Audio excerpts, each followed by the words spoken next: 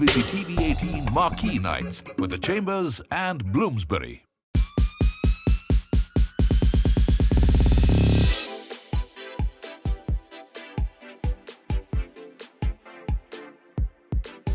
In this Mumbai edition of CNBC TV18 Marquee Nights, your host, Anuradha SenGupta.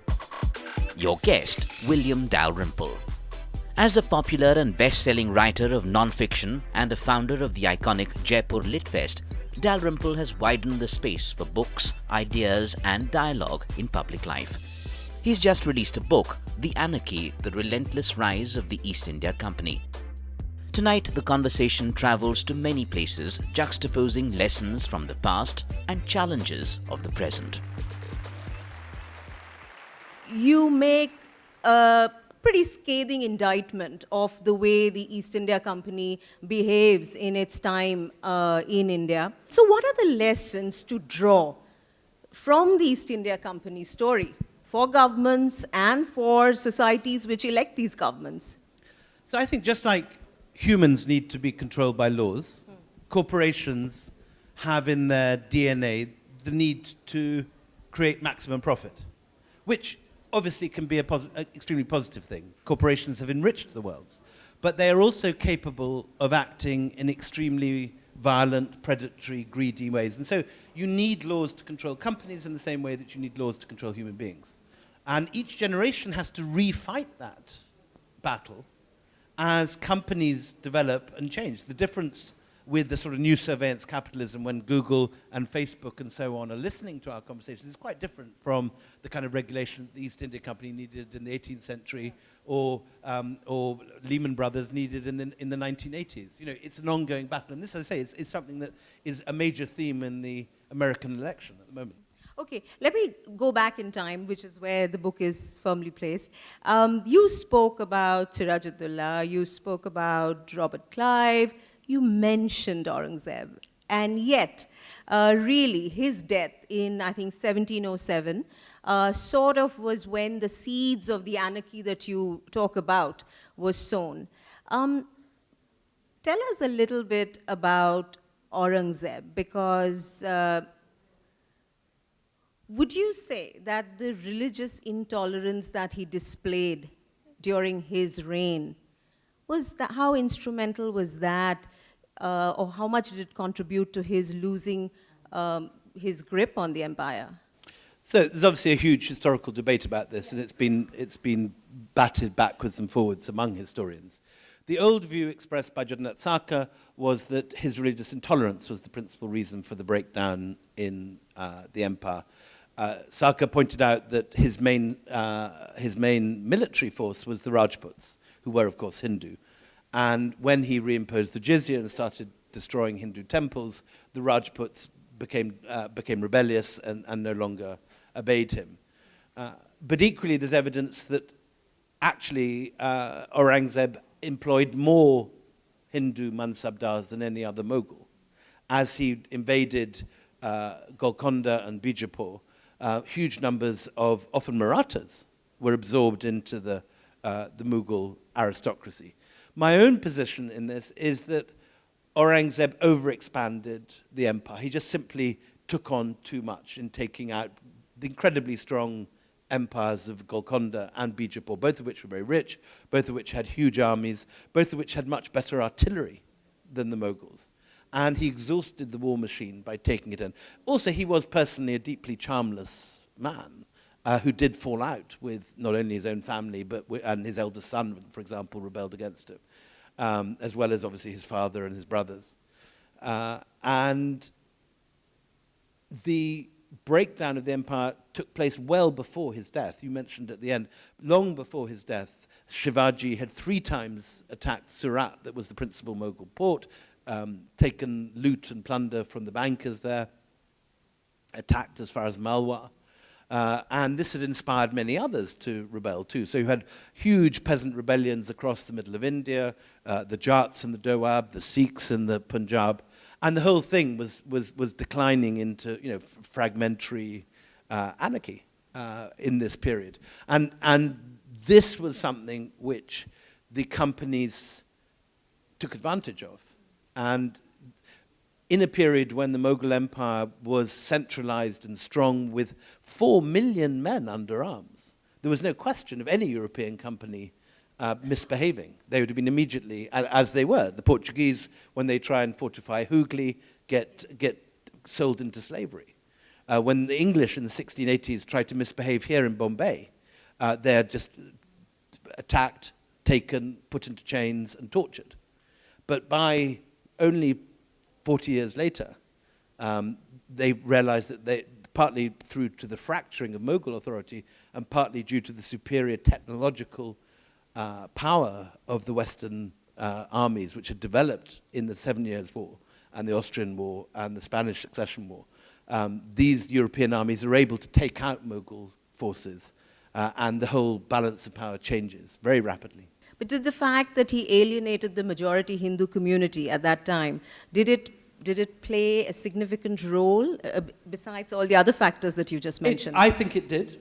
I think it did, though other scholars would argue that the overextension of the Mughal military was the more important factor. So, William, you said that he was particularly charmless. You underline that in the book. How important is personal charisma for leaders of nations and states to build the empires that they want or hold on to the empires that they have? Well, we have an example of an extremely charismatic prime minister at the moment who has changed the nature of politics for better or worse with his own personal power. And so I think many people today look back on those historians who claim that everything is the product of economic forces and that personality plays no part. I mean, other examples are, Napoleon, Churchill, and so on. That one man, I believe, can definitely change the course of nations, and that it isn't a matter merely of invisible economic forces transforming all our lives. So I certainly write my books with human beings as the principal characters, changing the a character like Clive, who is this incredibly violent, incredibly successful, deeply ruthless figure, can change the way that history develops. You say the religious wounds Aurangzeb opened in India have never entirely healed. Now, how much of a stretch will it be if I were to say that the kind of treatment India today is, as a society, meting out to the Muslim community, Muslim Indians, Indian Muslims, how much do you see that as being an how much of a stretch will it be if I say that, is it something that was sown then, an inherited grievance that's sort of festered, passed on, transmitted from generation to generation? These are really complex questions, and it's very difficult to answer in a simple 2-minute soundbite. But the reality is that two things are clear in history. One is that there is a huge amount of syncretism and shared practice, which was more so than today. Identities were much more porous. There was far more Hindus going to Muslim shrines, far more Muslims going to Hindu shrines, celebrating. The Holi was a major festival in the Mughal Red Fort. But equally, you do have examples of exactly the kind of modern religious nationalism that we see in our papers today. So, for example, within a generation of Shivaji's death, you have poems being written in Maharashtra which talk about Shivaji as a demigod, crushing the demons of Islam in exactly the way that a modern political rally might use that language. I thought it was something which was entirely created by modern 19th century nationalism. That surprised you? Yeah, and it did surprise me. And I was surprised to find that language being written in the 1720s. The answer to my question?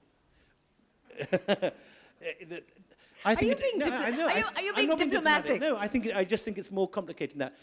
Is it too much of a stretch? Yes, I think it's too much of a stretch to blame Aurangzeb for policies that take place today. But I think that the issues which underlie what's happening today stretch far further back than Aurangzeb. William, it's, in the presentation that you made and when you read the book, you've got to explain why is it that the East India Company got the kind of royal charter that it did, because it had, and you described the kind of powers, it had the powers of a semi-sovereign. So what did the British monarch or monarchy at that time not get? Or was it with an eye to the profit that it might get? So when the charter is given in 1599, the British know virtually nothing about this part of the world. Virtually nothing. I mean, I think there were literally two people in England who had been to India, Ralph Fitch and Lancaster. Lancaster had sunk. Ralph Fitch was kidnapped by the Portuguese at Hormuz. And so you're talking about, I mean, it's like, I suppose, the US government selling land rights to Mars or something.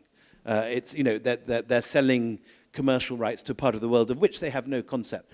But that charter, once it's given, and there is a clause in it that allows the company the right to wage war and build settlements, that phrasing creates the legal precedent, which is then drawn on later when knowledge is greater and power is greater, for exploitation, asset stripping, plundering, and looting. So you're saying it was just happenstance. The British monarchy at that point didn't know really what it was signing up on. No, there was no way that Queen Elizabeth in 1599 could have any concept in advance of what was going to come. The idea that there would be a British Raj in India was so hugely improbable. Do you think British Raj and the British rule in India would have played out differently had it been via the route of state conquest or a political treaty and not driven by a corporation which was out to make profit? Well, we have the example of the Raj itself, and it was a very different affair. So you have two totally different modes of government in India. The company, which governs for 250 years, is entirely about profit. And one of the kind of attractive things about the East India Company is it doesn't make any hyperbole about civilizational projects, building railways, or any of the rest of it. It exists for profit as much as Goldman Sachs today exists for profit. It's very clear. That's what it's there for. It's there to enrich its shareholders. But it is collaborative. It relies on finance of Bengali, Mawari, Hindu bankers, Jain bankers. A third of company men is either married to Indian women or is leaving their goods to Anglo-Indian children. There is an intellectual engagement, and there is a living together at this period, which you don't get in the Raj. In the Raj, you get a whole hyperbole of Victorian ideas of the whole idea that the Victorian Raj likes to put out, that it's there for the benefit of India, bringing civilization, bringing the benefits of European technology and so on to India. But you get the far greater racism, the separation, the building of civil lines, the whole world of no dogs and Indians on the Simla Mall, that whole world. So in one sense, you get the company is more collaborative and less racist, but more looting and plundering, while the Raj, which actually only lasts for 90 years, 1858 to 1947, it's a very brief flash in the pan of Indian history. It's funny how it's come to dominate our imagination, while the East India Company is almost forgotten. But it's there for 250 years, while the Raj is there for only 90. And the Raj has this hyperbole, but it's also far more racist and far more separate. I don't know which is worse, but they're different. When you talk about the fact that the British actually discovered India and the East Indies before that, much later than the Dutch did, and definitely a lot less successfully than the Portuguese or even the French, why then did they manage to create the East India Company that then resulted in the British Raj, and why did everybody else fall by the wayside, especially given that the French, and you speak about it, actually saw the potential to become the rulers, isn't it, and actually work towards it? I think the simple answer is that both the Portuguese Estado de India and the French Compagnie des Indes were both state-run monopolies that were controlled by the government. The East India Company's strength was that it was a sort of libertarian, capitalist, free market, dynamic business controlled by merchants for profit, which was both its its moral weakness, if you like, but also its commercial strength. It was an incredibly commercially ruthless organization, much more so than the French or the Portuguese. But also, very importantly, it focused on the export of Mughal textiles. And so as the Mughals turned into the world's workshop, what Manchester would be in the 19th century, Bengal was in the 18th century. And the company latched onto that and formed an odd symbiosis with Mughal industry, exporting its goods around the world, and so gained strength until such time that it could begin to encroach. So you're saying it almost sort of insidiously became a part of the setup here, It generated, unlike the other. Yeah, no, I mean, the fact that the East India Company was able to export vast quantities of Mughal textiles stimulated the Mughal economy, because it wasn't just a domestic market. It was producing for Mexico, for America, for India, for Europe, for France, for Holland, and the East India Company began to be the main exporter to Europe over the French, over the Dutch, and it became rich as in symbiosis with the Mughal Empire. Let's talk a little bit about the craft, because you have lots of fans. This is what, your 15th book? It's my 10th proper book, really. Yeah, the others. Not counting photograph books and catalogues. And things, okay. So what was the trigger really for the Anarchy, given that you spent, 6 years writing it, and deep research, and a lot of the research, actually the way you find all the archival material is quite a thrill, isn't it? So there's two main repositories of the East India Company archives. One is the British Library, and the other is the National Archives in Delhi. What you get in the British Library is the stuff they're sending back to the directors in London. And the analogy I would use is a child at university. If he doesn't tell his parents 3/4 of what's going on, he just tells them what they want to hear. So what you get in London is what the letters sent home from university. What you get in Delhi, in the National Archives, is all the stuff that's actually going on: the corruption, the drug taking, the drinking, the plunder, the sex, the looting, all that is. And so I find the National Archives enormously preferable because it's far more juicy. And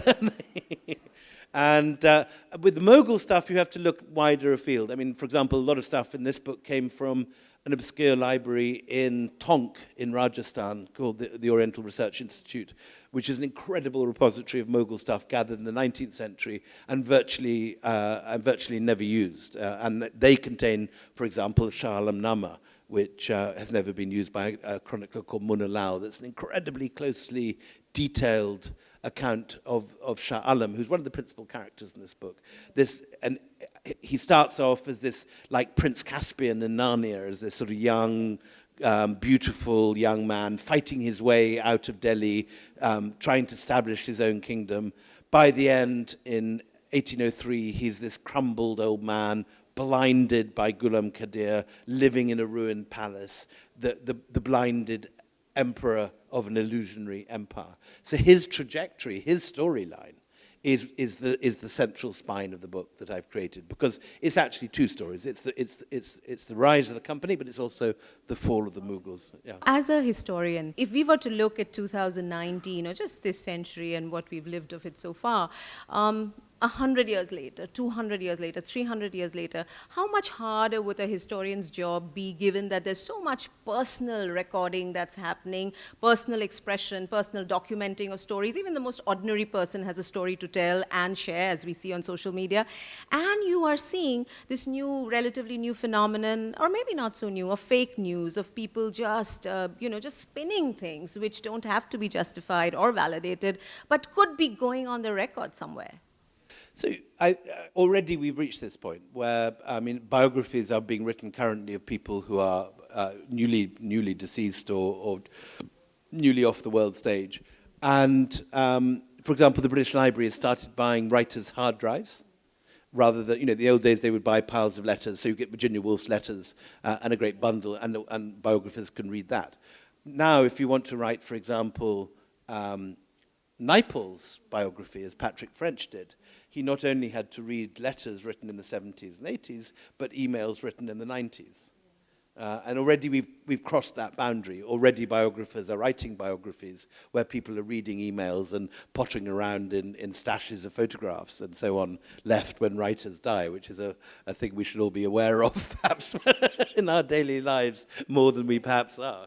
You know, you missed the Jaipur Lit Fest, the last one. My father died last I know, condolences. I have a question on him and what he did, you know, how he put you on this path. I'll come to that. But the question is that I remember you telling me once that Swapan Dasgupta is perhaps one of the few intellectuals who can speak on behalf of the Indian right. And how you'll struggle to find, you know, people who can speak eloquently and articulately on that stage, on that side.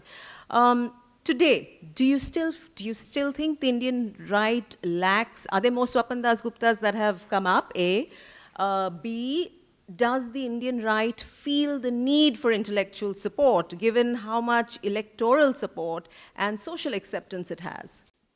It's a very interesting issue. If you have a Lit Fest in England or in America, there are writers on the left and there are writers on the right. In every country, most writers veer towards the left, but there are huge numbers of extremely clever, brilliant writers who are of the right. For example, in Britain, you get people like Andrew Roberts, Neil Ferguson. You may not like the line they're taking, but there's no question that they're serious academics or serious writers whose books win prizes and who are highly regarded historians and biographers. There are very few right-wing, serious writers and historians in this country. And we have had great difficulty in representing right-wing opinion, particularly in if you're holding a Lit Fest in a country which is voting in consistently a right-wing government, you should have representation from both sides. You can't just have a left-wing talking shop, liberals exchanging ideas among themselves. That, in a sense, is a semi-pointless exercise. So we have struggled to find it, but there are more and more coming up. I mean, for example, this week I invited Hindol SenGupta writing about Patel and Vikram Sampath writing about Savarkar. And there's no question that, in a sense, more right-wing writers are breaking cover from the younger generation who we are inviting. There was criticism of the Jaipur Festival 2 years ago for inviting two RSS intellectuals. And it's a difficult issue.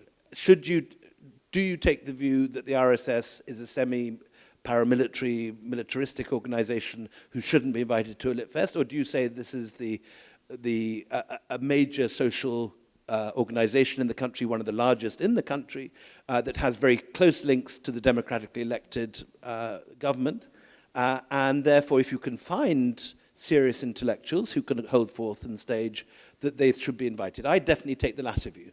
I think there's absolutely no point in just having a left-wing talking shop. The whole point is debate. But several of my best friends boycotted the festival as a result, and in a sense I respect their opinions. I can understand how this is something which divides people. My personal view is that we should have representation from all ends of the political spectrum, and we can't claim to be the major Indian literary festival unless we do reflect all shades of political opinion. Sure. And how do you react when people say that the Lit Fests are the last preserves of the liberals in India? This is very much what we're trying to avoid by inviting figures talking about Patel and Savarkar and so on. And as I say, in any country, I think there is a natural bias of intellectuals towards the left. In India, that bias is I would say that probably as much as 80% of major writers, particularly in English, are of the left. And therefore, you have to work harder to have representation on the right. But I think it's very important that they're there and that the debate is held. And certainly, someone like Swapan, who's a fantastic figure on stage, sings for his supper amazingly well and articulately every time. Okay. William, I'm going to close this conversation on a personal note. You mentioned your father. You credit him with having put you on this, for your love of history. Now, you infected a lot of us here, and, It sounds like some sort of venereal disease or something. No, but infected. So I'm taking literary license. But you infected a lot of your readers with the love for history, and it's got to do with this amazing storytelling that you do. You just spin a great yarn, isn't it? It's just that you're not spinning it so much as piecing it together meticulously. What did your dad do? What is it that sort of made him, what is it that he told you or introduced you to? Well, there's two answers to that. First of all, the first question, in a sense, is about the storytelling. It's just as India is unusual in having a literary world that's so overwhelmingly left that there virtually are no serious right-wing writers. So I think India is odd in that there are very few academics who write for a general public. We've got, for example, coming to the Jaipur Lit Fest this time, Stephen Greenblatt, who's the major professor of English at Harvard. Now, he is one of the most respected Shakespearean scholars in the world, but his book on the Renaissance, called The Swerve, was on the New York Times bestseller list for 50 weeks and was #1 for 6 weeks. Now, for some reason, there are no equivalents of him in India. There are no Irfan Habib or the great Indian intellectuals who have the Ramana Thapa, the kind of figures who are the most respected academics simply don't write the kind of books that become #1 bestsellers in this country. I don't know why that is. And maybe it's changing. You're beginning to have figures like Raghu Karnad, who are winning major international prizes for non-fiction, Manu Pillai, Ira Mukoti. The new generation is coming up that I think will do that kind of thing. But at the moment, I'm considered unusual for writing prize-winning non-fiction that's actually readable. While if you go to England or America, there are hundreds of people doing the same sort of thing as I do, but not about India. So Simon Sebag Montefiore writing Russian history, Anthony Beevor writing the history of the Second World War. These figures win the major prizes, they spend years in the archives, and they write work that's intellectually of the highest caliber, but it is aimed at a general audience, not at other academics. Answering the question about my father, neither of my parents actually went to university. Although I have a lot of literary blood in my genes, Virginia Woolf was my great aunt. And there was a whole long family scandal that I will talk about another time, in between Virginia and my father, that ended up with my father being very much a military man, who in a sense suppressed, I think, his literary instincts, and yet encouraged his children. So while my father's life was being sword of honor at Sandhurst and a kind of pillar of the establishment, and in his youth having very little truck with the literary world, he produced 4 sons, all of whom none of whom have got a proper job, and all of whom produce, one's a designer, I'm a writer, and so on. He was a huge influence and loved history and used to take us round historical sites and used to talk about history. I should also say I had an extraordinary nanny who was the opposite of my father, in that my father was a pillar of the establishment. My nanny was a sort of IRA sympathizing Irish Fenian who used to read me stories about the Irish potato famine and the starving Irish and what the redcoats did to them. So I've been brought up with, in a sense, both narratives in one household. And she also was a huge lover of history. So, but from this upbringing, this work emerged. Well, you're infecting all of us with it, William. I hate that word. It's been a wonderful conversation, but I'm going to open it up in case there are any questions. We'd love to take them. There's about 100 pages of notes in this book. So I always wonder, what's the size of the research team that you have behind something like this? And the second part of the question is, having done all the research, is there a point in time where you have to take a call on whether you write history and everything is fact, or whether you use all this research as in the background and you write a piece of historical fiction, and both of which can be very, very interesting? So what's the answer to those, please? So the first, I'll answer the second question first. This is emphatically non-fiction. I cannot write "It was a sunny day when Clive walked out of the Battle of Plassey" unless I have some evidence that the sun was shining on that day and it wasn't raining. This is not fiction.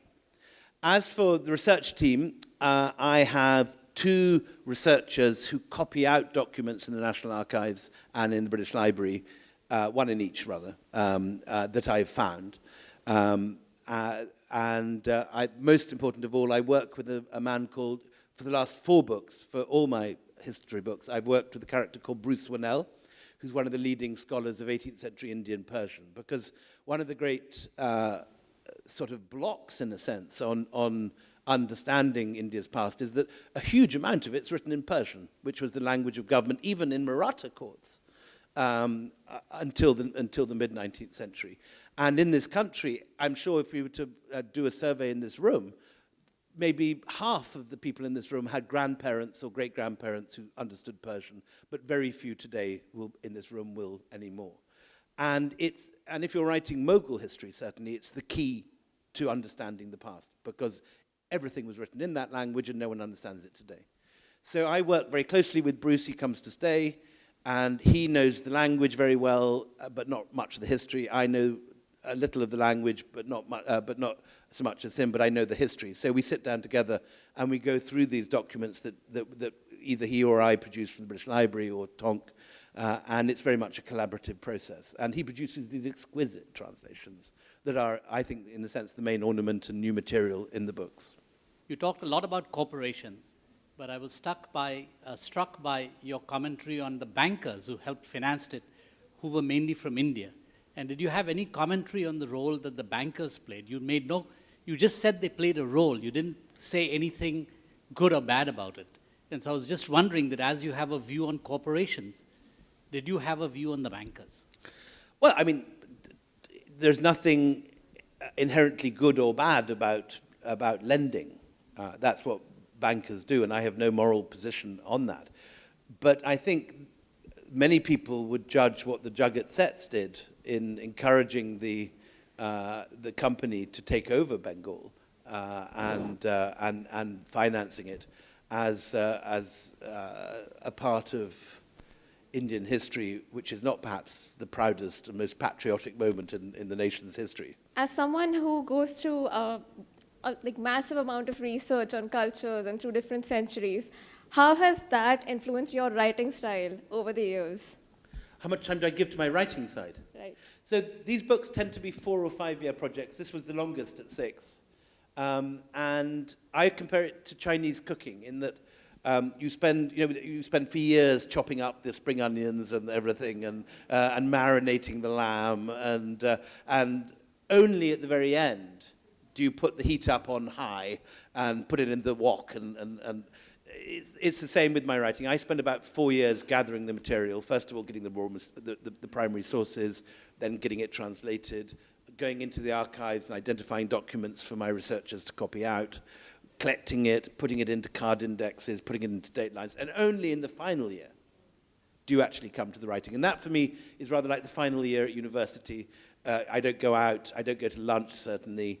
I get up early. I print everything out the night before. First thing in the morning, before I look at my mails, I go through the previous day's work, correcting it by pencil. By 10 o'clock, I hope to be producing new material and right through to 4 o'clock without a break for lunch, and then sort of collapse in a heap over Netflix and fall asleep and snore, and my children throw shoes at me to wake me up, and then I sort of get... Talking about Netflix, has anyone reached out to you yet to sort of try and make any of these? There is one leading Bombay producer in this room who has just made an offer this evening. But I'm not surprised. There have been several offers already. But will you have a say in the casting or in the director? Will it be Sanjay Leela Bhansali? That all remains to be seen. I think you can have your gin and tonic. Thank you very much Yes, for thank sitting you. through this, Yes, gentlemen. thank you, William. And that, ladies and gentlemen, is this edition of CNBC TV18's Marquee Nights. Until next time, goodbye.